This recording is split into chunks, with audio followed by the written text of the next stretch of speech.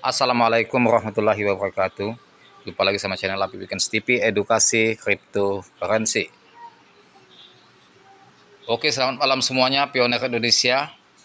Semangat terus dan jangan sampai teman-teman pesimis terhadap market pada saat Lebaran Idul Fitri. Market kripto di saat Lebaran Idul Fitri bukan hanya P-Network mengalami koreksi.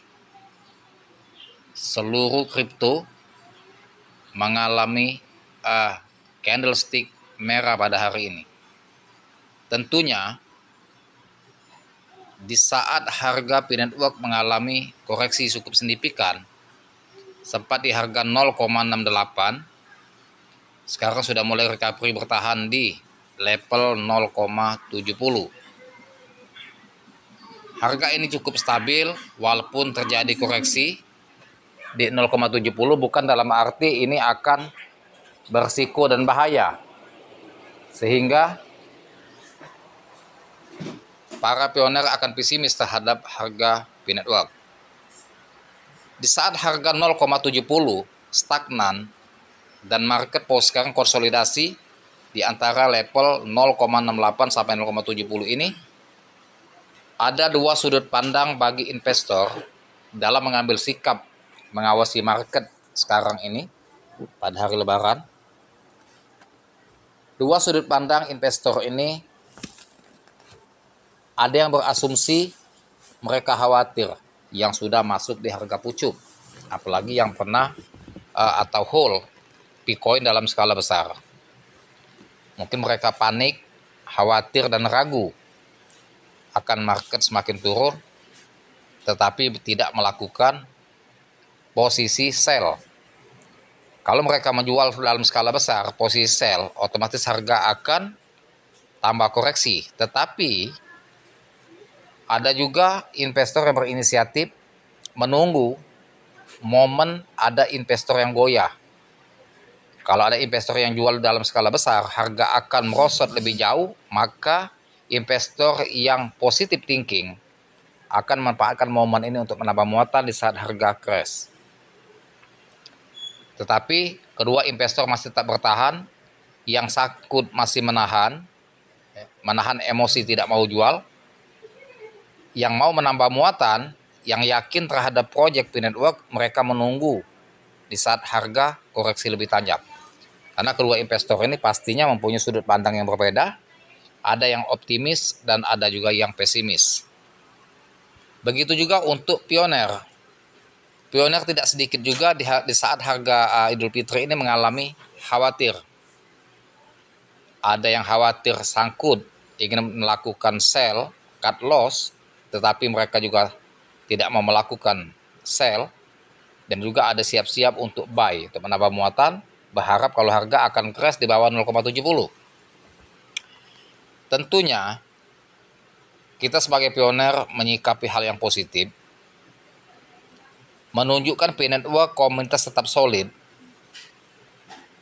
harga tetap masih bisa ditolerir, masih bisa diperhatikan, grafik masih dalam keadaan stabil. Walaupun P-Network itu sedang mengalami tren penurunan yang cukup signifikan. Jadi ini news, kita akan reaksi teman-teman. Bahwasan news ini P-Network mengalami tren penurunan yang cukup signifikan dalam beberapa waktu terakhir yang memicu kekhawatiran di kalangan investor. Harga P-Network saat ini tercatat sebesar 12.085. Angka tersebut menunjukkan penurunan sebesar 3,6% hanya dalam 1 jam terakhir. Jika dibandingkan dengan harga pada hari sebelumnya, nilai P sudah mengalami koreksi sebesar 8,3%. Tren negatif ini semakin terlihat jika memperhitungkan pergerakan harga dalam sepekan terakhir. Memang kalau kita hitung dalam per minggu, dalam tren 1 minggu atau time frame 1 minggu, memang harga penurunan signifikan kalau dihitung dalam 1 minggu. Tapi kalau kita pakai time frame 1 hari, harga masih tetap stabil walaupun ada koreksi, ya, sempat dia jebol di level support 0,68, tapi ada juga yang menambah muatan sehingga harga stagnan di 0,70.